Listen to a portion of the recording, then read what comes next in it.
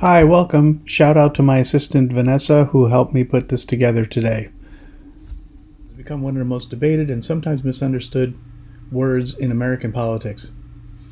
We hear terms like socialist, communist, social democrat, and democratic socialist used almost every day, often as though they all mean the same thing. But they don't.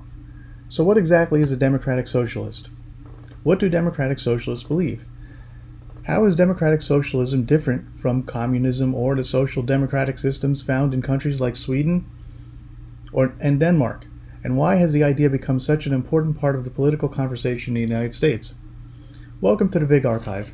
In this presentation, we're going to put political arguments aside for a few minutes and look at what democratic socialism actually means and what its supporters hope to accomplish, what its critics fear, and where it fits within the larger history of political and economic ideas. Let's begin. Before we dive in, please consider liking, subscribing to the VIGG Archive, and leave any comments below about the democratic socialism. So, the term democratic socialist comes up frequently in American politics, but what does it actually mean? Democratic socialists believe that political democracy should be combined with greater democratic control over the economy. Their goal is generally to reduce economic inequality and prevent too much economic power from becoming concentrated in the hands of a relatively small group of people. What does it mean? The word democratic is important. Democratic socialists generally advocate change through elections, legislation, political organizing, and other democratic institutions, not through dictatorship or one-party rule. They also argue that democracy should extend beyond voting in government, giving ordinary people greater influence over economic decisions that affect their lives. Democratic socialism versus traditional socialism.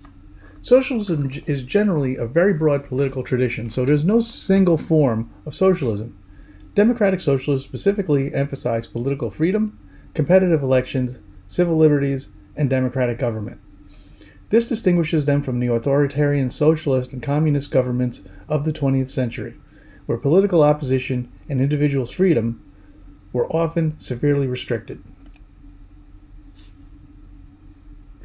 Democratic socialism versus social democracy. Democratic socialism is also frequently confused with social democracy. Modern social democracies generally maintain capitalism and private businesses while regulating markets and providing extensive public services and social programs. Democratic socialism traditionally goes further, seeking greater worker, cooperative, social, or public ownership of parts of the economy. In practice, however, the boundary between the two can be sometimes blurry. Policies democratic socialists typically support. Democratic socialists commonly support policies such as universal health care, affordable education and housing, stronger labor unions, higher wages, progressive taxation, and expanded public services. Some also advocate worker-owned cooperatives or public ownership of certain industries. But there is considerable disagreement among democratic socialists about exactly how much of the economy should remain privately owned. Is Scandinavia democratic socialist? Countries such as Denmark, Sweden, and Norway are frequently described as socialist, particularly in American political debates, but that description isn't quite accurate. These countries have successful private businesses and market economies combined with high taxes, strong labor protections, and extensive public benefits. They are generally better described as capitalist mixed economies with strong social democratic systems. Democratic socialism in the United States. In the United States, democratic socialism has become particularly associated with Senator Bernie Sanders and organizations such as the Democratic Socialists of America. American democratic socialists often emphasize healthcare, labor rights, education, housing, and economic inequality. However, even among people who call themselves democratic socialists, there can be substantial disagreement about what the term should mean in practice. Arguments for democratic socialism.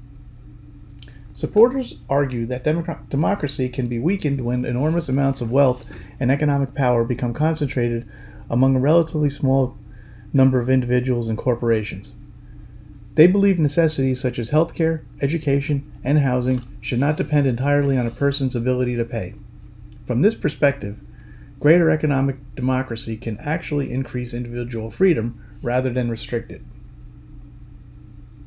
Arguments against democratic socialism. Critics see significant risks. They argue that higher taxes and extensive regulation can discourage investment, entrepreneurship, and economic growth.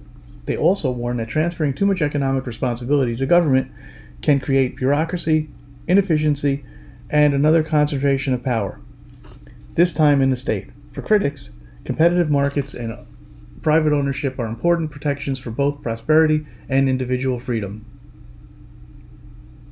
The big picture. So, is democratic socialism a stronger welfare state or something somewhere in between? The answer depends partly on who is using the term. Democratic socialists themselves don't always agree on where the boundaries should be drawn. Understanding those differences is often more useful than simply using socialist as either a compliment or an insult. This is the VIGG Archive. If you enjoyed this explanation, please like the video, subscribe, and join us as we explore more ideas shaping history, politics, science, and culture. We also have a lot of videos on here where literature is read. So, please indulge yourself, and please leave any comments about democratic socialism in the comments below. Thank you.